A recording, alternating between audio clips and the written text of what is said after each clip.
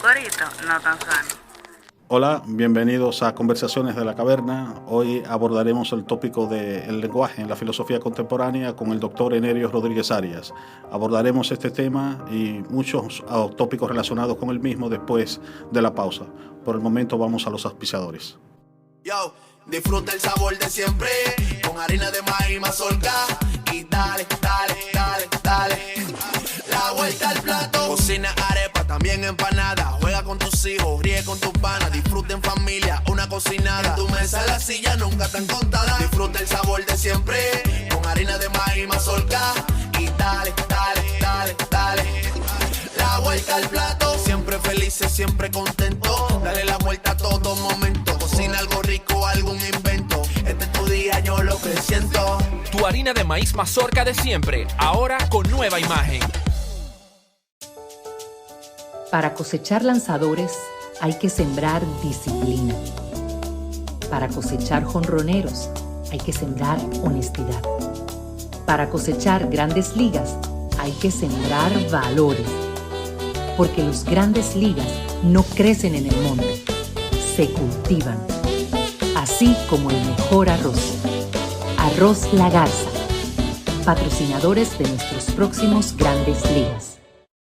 Ahora vamos a hidratarnos con agua cristal en su nueva presentación de Tetra Pak. Agua cristal, menos plástico, más vida. Comparte, recuerda darnos tu like y activar la campanita para notificaciones. Bao Media Group presenta Conversaciones de la Caverna, conducido por Leonardo Díaz. Bienvenido, don Enerio, gracias por acompañarme en estas conversaciones desde las cavernas. Uno de los giros fundamentales de la filosofía contemporánea es lo que se ha denominado el giro lingüístico. Es decir, en la filosofía contemporánea el lenguaje ha pasado a ser un tópico fundamental, ¿no? Preponderante, ¿no? Y gran parte de esta razón se debe a un filósofo llamado Ludwig Wittgenstein, ¿no? Vamos a comenzar un poco reflexionando sobre lo que es la empresa de Wittgenstein, ¿no? Es decir, hay una idea importante según la cual el mundo es representado por el lenguaje, ¿no? Correcto, sí. Pues Ludwig Wittgenstein fue realmente vamos a decir, el primer filósofo en cuestionar lo que se consideraba como un lugar común. Sí. Nadie se cuestionaba o se preguntaba por el análisis del lenguaje y los límites del lenguaje. Uh-huh. Es decir, él es el primero que plantea o examina, bueno, ¿sirve el lenguaje para poder expresar todo lo que se quiere expresar o todo lo que se necesita expresar? Y nosotros consideramos el lenguaje siempre como un vehículo. Como un medio, ¿no? Como para un expresar. medio, exactamente. Sí. Pero debo decirle, doctor Leonardo, que desde la antigüedad se discutió el problema de cómo se relaciona el lenguaje con los pensamientos y cómo se relaciona el lenguaje con el mundo. El texto famoso de Platón. El Cratilo. Sí. De Platón, donde Hermógenes y Cratilo discuten, hay una discusión que es interesantísima para la época en que se hizo. Pues mire, resulta que este personaje que se llama Ludwig, en castellano diríamos Ludwig, Ajá. pero que realmente Ludwig Wittgenstein, pues era un estudiante de ingeniería aeronáutica. Había estudiado en Berlín y luego estaba matriculado en Manchester a principios del siglo. Vamos a decir que entre principios del siglo XX, entre 1906 y 1907, estaba matriculado en Manchester estudiando ingeniería aeronáutica, y parece que entre los cursos que tomaba cayeron en el asunto de los cursos de matemáticas que se necesitan para ese tipo de carrera. Y resulta que había una persona ahí que conocía el libro Los Principios de la Matemática de Russell, que se había publicado en 1903. Y le habló de ese libro, se lo dio a conocer, debe haber leído algunos capítulos, sobre todo los primeros capítulos del libro, y se interesó entonces por la filosofía de las matemáticas y preguntó si esa materia existía en algún lugar. Entonces alguien mencionó que en Cambridge, en Inglaterra, había ese tema, esa asignatura, y que un tal Bertrand Russell trabajaba sobre eso. Al menos dice Russell que eso fue lo que el mismo Wittgenstein le confesó aquella noche del 18 de octubre de 1911, cuando se presentó sin haber solicitado audiencia ni haberse citado para esa hora. Se presentó, Russell recuerda que era una persona que hablaba con acento alemán, el inglés con acento alemán. Russell sabía alemán porque había tenido institutrices alemanas de niño, ¿no? Pero este hombre prefirió hablar en inglés y dijo que quería estudiar. Recuerdo que en acompañando a Russell estaba Charles K. Ogden, que después fue traductor del primer libro de Wittgenstein. Entonces, Wittgenstein, que estaba matriculado en Manchester en ese semestre, se quedó oyendo las clases de Russell, pero no estaba inscrito todavía. Lo inscribieron en febrero del 1912 y lo inscribieron como un estudiante de lo que podría llamarse el bachelor americano o inglés. Es decir, ese primer título como un principiante. Sí. Pero era, como dicen los franceses, un falso debutante, porque en realidad no era ningún principiante. Sabía mucho más de lo que dijo que sabía. Ajá. Lo cierto es que en junio lo cambiaron. Le cambiaron el estatus y lo convirtieron en estudiante avanzado. O sea, un estudiante de investigación ya, no como un principiante. Pero eso fue en junio. De manera que de febrero a junio estuvo realmente ese estatus de un estudiante principiante que viene a la universidad. Resulta que Bertrand Russell empezó a darse cuenta de que estaba en presencia de un ser excepcional desde el punto de vista de su inteligencia, de su capacidad para aprender rápidamente, y nada, lo aceptó como si fuera un pupilo. Okay. Vamos a abordar, a propósito de esta relación con Russell, un punto que considero que es fundamental, ¿no? Es el problema de, digamos, esa similitud que se da entre ambos con respecto a la relación que se da entre lenguaje y realidad. Sí, fíjese, resulta que Bertrand Russell tenía una posición que yo llamo relativamente ingenua, en el sentido de que él se burlaba un poco de esos filósofos que cuestionaban o que discutían si era posible que el lenguaje y la realidad pudieran relacionarse. Incluso llegó a decir en una ocasión que era una de esas ideas absurdas que solo se les ocurre a los hombres muy inteligentes, ¿ves? Para burlarse un poco, porque él creía que esa era cosa como que no debían discutirse, como que debía admitirse eso. Sí, como un supuesto. Exactamente. Pero resulta que él mismo se dio cuenta de que Wittgenstein empezó a plantear algo en lo que Russell no había reparado. Y es que si el lenguaje es un representante de la realidad, o puede representar a la realidad, o sirve para representar a la realidad, como una pintura. Que era Bild en alemán, que es como pintura, y que Alejandro Tomasini, el mexicano, Tomasini Basol, lo traduce como retrato. Ajá, lenguaje retrato. En España, Alfredo de Año lo tradujo como pintura, pero los otros como figura. Sí. Figura en casi todas las traducciones. Sí. Pero en México esto como retrato, retrata la realidad. Entonces, Wittgenstein pensó, para que una cosa pueda representar a otra, las dos cosas tienen que tener algo en común. Si el lenguaje y la realidad tienen que tener algo en común para que el lenguaje pueda representar la realidad. Ahora, eso que el lenguaje y la realidad tienen en común para que el lenguaje pueda representar la realidad, eso no puede representarse en el lenguaje. ¿Está claro? Y ahí vino el principal problema sobre los límites del lenguaje, que es lo que Donald Peterson, un profesor de Toronto, Canadá, ha usado la analogía del espejo, de decir, por ejemplo, que lo que se refleja en el espejo no puede a su vez representarlo de nuevo. Ajá. Es decir, hay cosas que el espejo puede representar, lo que está frente al espejo, pero hay otra cosa que es eso que está reflejado en el espejo no lo puede reflejar de nuevo, ¿no? Uh-huh. Entonces, ahí viene uno de los límites del lenguaje. ¿Ven?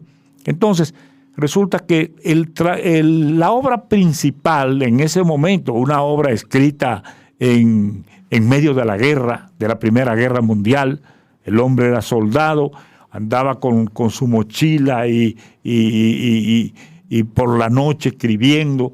Por eso es un libro que debe tener muchas limitaciones en lo que se refiere a que no cita a nadie. No, uno pensaría que si se fuese a evaluar con los estándares académicos actuales no pasaría ninguna evaluación. No pasaría, no calificaría realmente porque, bueno, fue... Y él no sabía trabajar de otra manera, porque él no estaba entrenado tampoco. No. Mire, cuando le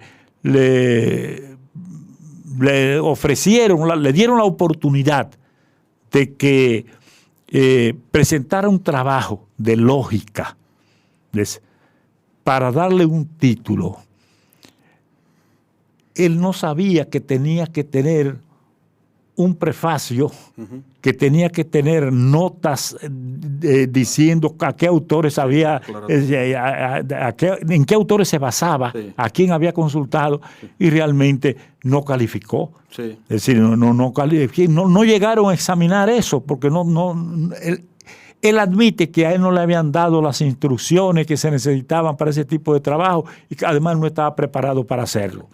Entonces, resulta que ese hombre, pues, escribió eso. Y cambió la filosofía. Sí, porque yo recuerdo que planteó algunas cosas ahí que todavía se discuten.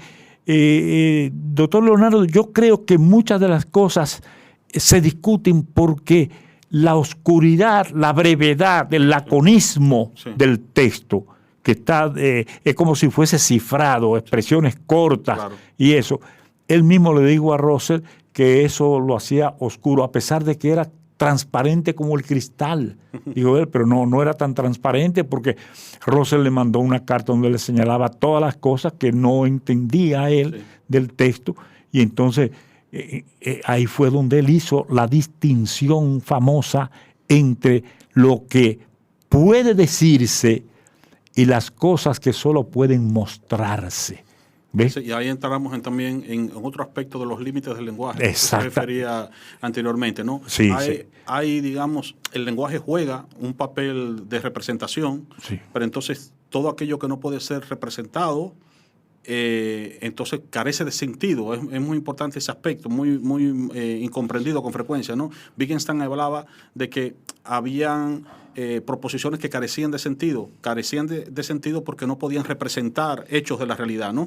Y en ese sentido podríamos enmarcar las proposiciones de la experiencia estética, de la experiencia religiosa, sí, sí. Pero aquí es donde viene una de las grandes confusiones, porque se ha interpretado que lo que Wittgenstein quería decir era que eso no tenía importancia, y era exactamente lo opuesto. Era lo opuesto. Es más, cuando él escribe a su tocayo Ludwig von Ficker, sobre el libro, le dice que lo importante del libro es lo que no está escrito. Ajá. ¿Está claro? Sí. Y es porque él cree, y al final cuando dice también, dice, mire,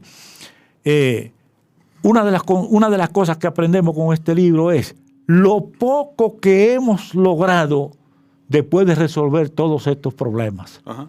Es decir, aunque creo que hay una cierta continuidad, creo, en esto y las investigaciones filosóficas. Me parece que donde dice, aunque pudiésemos resolver como todos los problemas científicos, nuestros problemas más importantes, los problemas de la vida y eso, quedarían sin ser tocados, ciertamente. O sea, es el punto de que realmente las experiencias más importantes de la vida, las que tienen que ver con el significado de la vida, un sentido metafísico del mundo, la experiencia religiosa, pues no pueden ser expresadas en el lenguaje, es lo que nos quiere decir, ¿no? Y por eso, digamos, ahí lo que cabe es el silencio, ¿no? Lo que cabe es callar, ¿no? Sí, correcto, sí. No, así termina definitivamente. De lo que no se puede hablar hay que guardar silencio, porque él considera que de lo que se puede hablar se debe hablar claramente. Correcto. ¿Ves? Ahora, hay cosas que llaman la atención. Profesor, fíjese, Wittgenstein se reunió con Russell entre el 13 y el 20 de diciembre, esos 7 días, en Holanda, en 1919, cuando lo pusieron en libertad porque fue que él estaba prisionero en Montecassino, en Italia, fue hecho prisionero y había perdido todo contacto con Bertrand Russell, y Russell dice que movió hilos, esa es la expresión que usa, que habló con grandes personalidades para ver si lo ponían en libertad. Ya se había firmado la paz y finalmente lo pusieron en libertad, y él le dijo, mira, este libro tú no lo entenderías, yo tengo que explicarlo, tenemos que juntarnos. Él le mandó un ejemplar a través de John Maynard Keynes, el economista famoso, y Russell lo leyó 2 veces, el libro. Dijo que me gusta, hay algunas cosas con las que no estoy de acuerdo, pero entonces cuando le contestó Russell la carta, él dijo, es que tú no has entendido mi idea fundamental, la distinción entre lo que puede decirse y lo que solo puede mostrarse, que le dio una importancia muy grande a eso. Que es lo que Russell ve como un asomo de misticismo. Exacto. ¿Está claro? Sí, claro. Entonces resulta que se pusieron de acuerdo porque Russell tenía prohibido, porque se había opuesto a la guerra, tenía ese tipo de cosas, y tenía prohibido salir de Inglaterra, y no sabía cuándo le iban a dar permiso. Lo cierto es que se pusieron de acuerdo para juntarse en Holanda. Russell pasó 2 semanas, Wittgenstein fue del 13 al 20 de diciembre de 1919 y leyeron el libro línea por línea. La impresión que Russell sacó es que Wittgenstein se había vuelto un místico completo, que ya no eran los asomos de misticismo, sino que ya era un místico completo. A él le sorprendió, dice que se quedó sorprendido porque Wittgenstein, cuando él lo conoció como alumno, incluso, vamos a decir, tenía hasta poco respeto por el cristianismo, ¿ves? Y resulta que, pues leyó los comentarios de Tolstoy sobre los evangelios, que era el único libro que había en una librería. Y bueno, en cierto sentido, tal vez su acercamiento a la experiencia religiosa se asemeja a la de Tolstoy. No es la de un cristiano, digamos, clásico. Su idea de Dios, de hecho, no es tampoco una idea personal, sino que más bien, sí, alude a una especie de experiencia más bien espiritual, inefable, y en ese sentido sí uno podría decir que coqueteaba, digamos, con el También parece que había leído, según dice Russell, después de esa reunión, que leía a Kierkegaard y había leído las variedades de la experiencia religiosa de William James. Sí, parece de hecho con el tiempo que hemos descubierto que leía más de lo que creíamos, porque no citaba y muchas veces se decía que no era un individuo como que tenía mucha formación filosófica, pero parece que no. Me dijo Germán Berríos, un peruano naturalizado inglés, que varios psiquiatras de los que fueron a estudiar a Inglaterra lo trajeron aquí, Puello, José Joaquín Puello, Rafael García Álvarez y eso. Me dijo personalmente él, que él incluso atendió a la señora esta que era discípula de Wittgenstein, Anscombe, Elizabeth Anscombe, y la asistió a la hora de la muerte, que pidió, a pesar de que tenía un panteón, pidió que le enterraran al lado de Wittgenstein, ¿sabes? En un pedacito al lado de la tumba de Wittgenstein. Pues Germán Berrío me dijo que debajo de la cama de Wittgenstein encontraron una caja con muchísimos libros, ¿ves?, de autores como Schopenhauer, Kant, es decir, o sea, que sí tenía lectura de historia. Sí, por eso que te digo que era, como dicen los franceses, un falso debutante. Sí. Es decir, dicen que no quiso impresionar a Russell diciéndole que había leído nada. Ajá. Daba la impresión de que no conocía nada, Sí. pero realmente conocía mucho más de lo que los otros creían que conocía. Pues en esa situación de que Russell realmente le escribió a Ottolin Morrell sobre... él incluso le dijo, me gustaría que tú lo vieras de nuevo, porque ya lo habían conocido antes cuando era alumno, ¿no? Que lo conociera en esa etapa. Pues es la expresión de la transformación que se ha dado en este hombre, de un lugar, como se dice, de un lógico puro, porque Russell dice que antes de 1914 para atrás, Wittgenstein solo se ocupó de la lógica. Uh-huh. Que por cierto, cuando yo le pregunté a Alejandro Tomasini Basols, al mexicano, que yo creo que para mí debe ser el latinoamericano que más conoce a Wittgenstein, porque ha escrito un libro sobre el tratado y escribió un libro sobre las investigaciones, uh-huh, ¿ves? Y una cantidad de trabajo, mucho trabajo disperso, que incluso me mandó una parte a mí. Le pregunté yo a quién se refería Russell cuando dijo que después de Aristóteles la humanidad había tenido que esperar 2000 años para producir otro genio igual. Uh-huh. Y entonces yo le decía que yo creía que Tomasini me dijo, bueno, a lo mejor se refería a Frege, por la admiración que Russell tenía. Pero resulta que Frege, en la historia de la filosofía occidental de Russell, le dedican 2 párrafos nada más. Y entonces me pongo a pensar que no podía ser Wittgenstein, porque ya en ese momento Russell estaba decepcionado. Uh-huh. Porque el hombre había dejado de ocuparse de lo que él creía. Russell creía que como la mente de él había quedado embotada, así esa es la expresión que él usa, al preparar los Principia Mathematica con Whitehead era un hombre ya muy mayor y le dejó todo el trabajo matemático, uh-huh, de las derivaciones matemáticas a Russell. Russell trabajaba más de 10 horas al día en eso y durante varios años seguidos, hasta el punto que él dijo que su mente terminó embotada hasta el punto de ser incapaz de emprender una labor intelectual de envergadura después de eso. Entonces él creía que el hombre que iba a seguir su trabajo era Wittgenstein.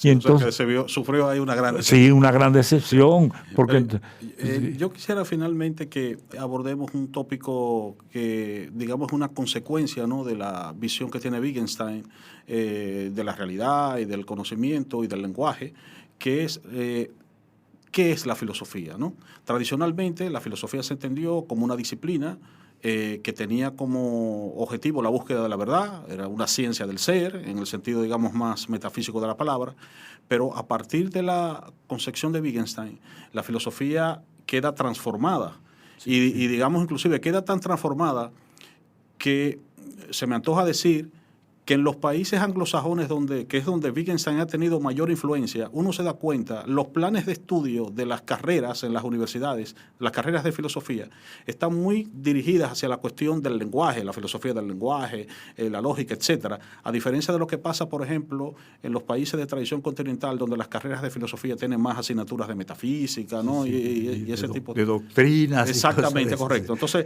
hay una transformación, digamos, una visión totalmente diferente de lo que es la filosofía a partir de la visión de Wittgenstein. Claro. La función de la filosofía es una función de esclarecimiento. Uh-huh. Está claro. Es decir, una función de elucidación. Es decir, ¿qué es lo que dice? la filosofía no son ya teorías o doctrinas o conocimientos congelados que se le transmiten a la gente. Es una función de esclarecimiento conceptual, de clarificar los pensamientos. ¿Ven? Entonces, ahí es donde viene lo paradójico de que Wittgenstein considera que después que uno aplica eso o hace lo que él dice que debe hacer el filósofo, entonces definitivamente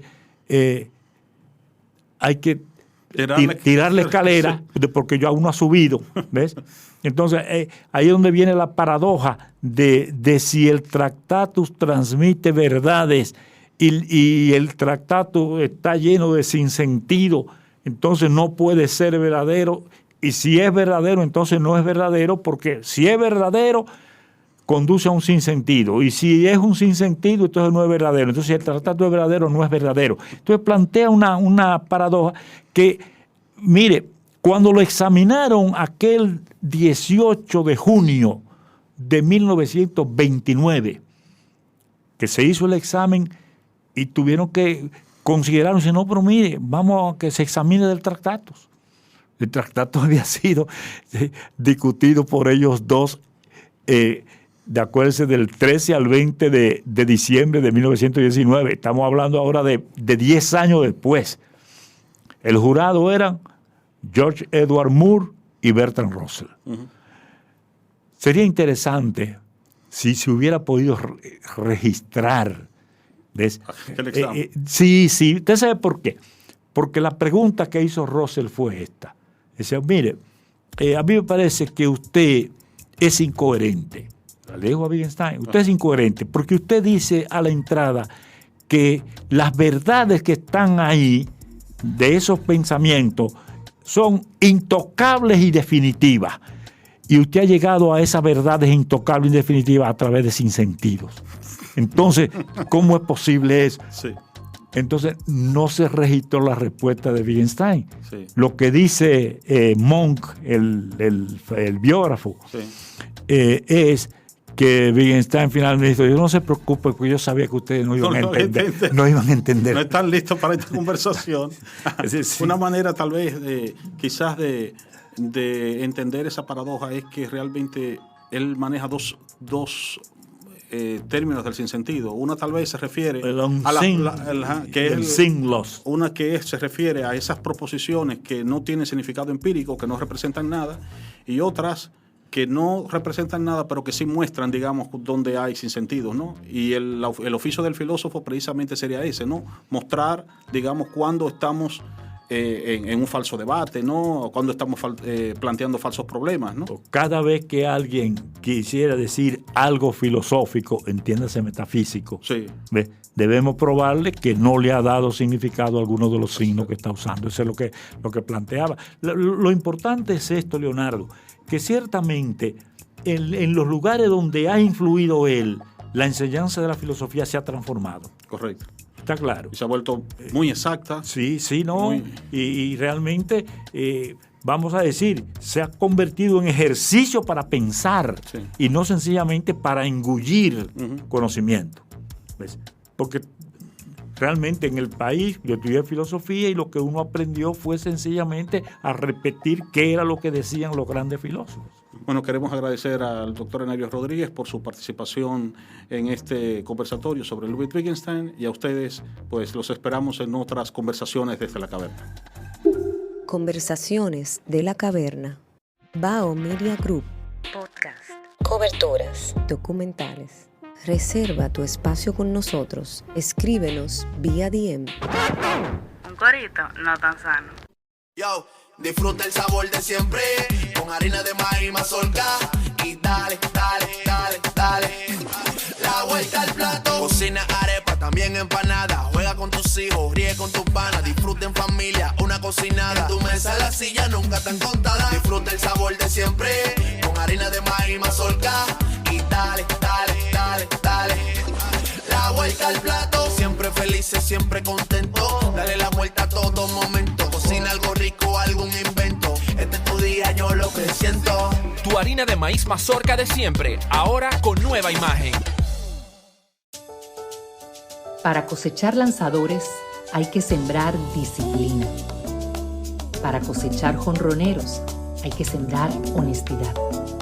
Para cosechar grandes ligas hay que sembrar valores. Porque los grandes ligas no crecen en el monte, se cultivan. Así como el mejor arroz. Arroz La Garza, patrocinadores de nuestros próximos grandes ligas. Ahora vamos a hidratarnos con agua cristal en su nueva presentación de Tetra Pak. Agua cristal, menos plástico, más vida. Comparte, recuerda darnos tu like y activar la campanita para notificaciones.